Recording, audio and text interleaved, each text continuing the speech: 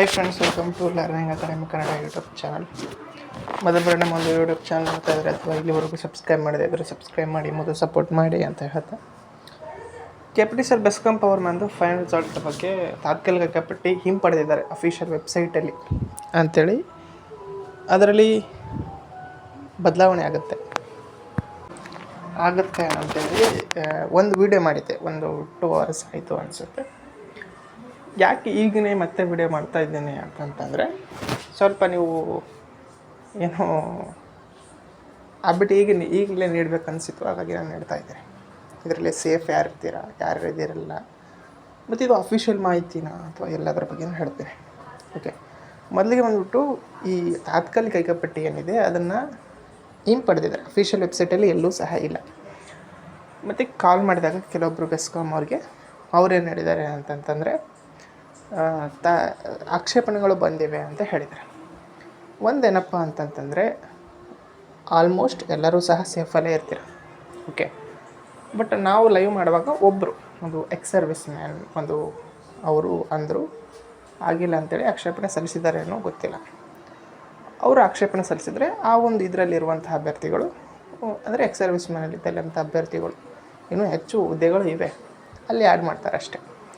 Okay, ಇನ್ನು ಉಳಿದಂತಹ ಒಂದು ಏನಿದೆ ಕೆಟಗರಿಗಳಲ್ಲಿ ಯಾರೂ ಸಹ ಹೊರಗೆ ಅವರು ಆಲ್ಮೋಸ್ಟ್ ಹೇಳ್ತಾ ಏನಿಲ್ಲ, ಮೊದಲಿಂದನೂ ಫುಲ್ ಕ್ಲಾರಿಫೈ ಆಗಿ ನೋಡಿನೇ ಮತ್ತು ಏನೋ ಲೀಸ್ಟನ್ನು ರೆಡಿ ಮಾಡಿರ್ತಾರೆ. ಕಟ್ ಆಫು ಎಲ್ಲವನ್ನು ವೀಕ್ಷಿಸಿ ಅನಲೈಸ್ ಮಾಡಿ. ಓಕೆ, ಆಕ್ಷೇಪಣೆ ಬಂದ್ರೂ ಒಂದು ತಿಳ್ಕೊಳ್ರಿ, ಆಕ್ಷೇಪಣೆ ಯಾವಾಗಲೂ ಯಾವಾಗ ಅದು ಇದಾಗುತ್ತೆ ಅಂತ, ಯಾವಾಗ ನಿಮ್ಮನ್ನ ಇದರಿಂದ ತೆಗೆದಾಕ್ತಾರೆ ಅಂತಂತಂದರೆ, ಆಯ್ಕೆ ಪಟ್ಟಿಯಿಂದ ನಿಮ್ಮನ್ನು ತೆಗೆದಾಕ್ತಾರೆ ಅಂತಂತಂದರೆ, ನೀವು ಯಾವಾಗ ಏನಪ್ಪ ಅಂತಂತಂದರೆ ಕಟ್ ಆಫ್ ಅಂಕಕ್ಕಿಂತ ಹೆಚ್ಚಿದ್ದು ನಿಮ್ಮದು ಲೀಸ್ಟಲ್ಲಿ ಸೆಲೆಕ್ಟ್ ಆಗಿಲ್ಲ ಅಂತಂದರೆ ಅಂಥವ್ರು ಆಕ್ಷೇಪಣೆ ಸಲ್ಲಿಸಿದಾಗ ಮಾತ್ರ ನಿಮ್ಮನ್ನು ತೆಗಿತಾರೆ. ಒಂದು ಕ್ಯಾಂಡಿಡೇಟ್ಸು ತಲೆಯಲ್ಲಿಟ್ಕೊಳ್ರಿ, ಪ್ರತಿಯೊಬ್ಬರು ನಾನು ಲಾಸ್ಟ್ ಎಡ್ಜಲ್ಲಿದ್ದೀನಿ, ನಾನು ಹೋಗ್ಬೋದು ಅಂತ ಅಲ್ಲ.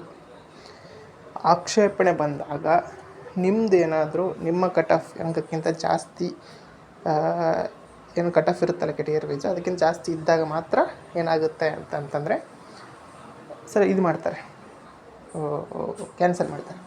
ಬಟ್ ನಾನು